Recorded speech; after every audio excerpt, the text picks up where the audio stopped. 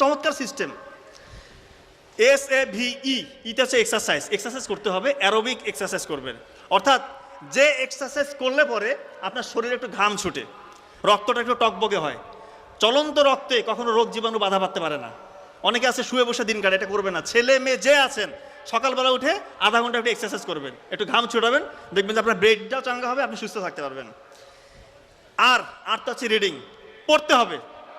সকালবেলা উঠে এগুলো করলাম কিন্তু পড়লাম না, তা হলো না। পড়তে হবে, এবং পড়ার সিস্টেম আমরা জানি যে 80% নতুন পড়া পড়বো, 20% পুরানো পড়া পড়বো। 80% নতুন, 20% পুরনো, মানে রিভিশন আপনাকে দিতে হবে, না হলে ওই পড়াটা লং টার্ম মেমোরি সেন্টারে রিজার্ভ হবে না।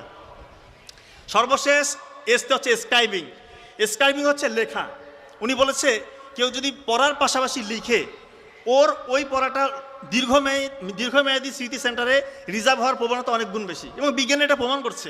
পড়ার সাথে সাথে লিখবেন, আপনার জীবন বদলে যাবে ইনশাল্লাহ। এক্ষেত্রে আমি একটা সত্যি ঘটনা বলি। ক্লাস 9 পর্যন্ত কিন্তু আমি ব্যাকবেঞ্চার ছিলাম। ব্যাকবেঞ্চার। নাবিল ভাই বলতেছে যে ভাই তুই একটা কাজ কর, তুই যে প্রশ্নটা পড়তেছিস সেটা শুধু লেখ, আর কিছু করতে হবে না তোকে। ক্লাস 9 আমি গ্রামের স্কুলে ব্যাকবেঞ্চার।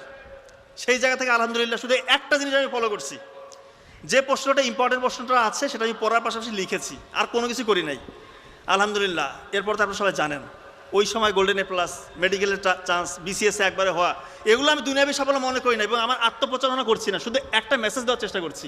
আমার মতো ব্যাকবেঞ্চার যদি একটা জিনিস ফলো করে হয়, আপনারা আমার থেকে 1000 গুণে ভালো। ইনশাআল্লাহ আপনারা ফজরকে কাজে লাগান, এই 6টা কাজ করেন, দেখবেন যে ইনশাআল্লাহ জীবন বদলে যাবে।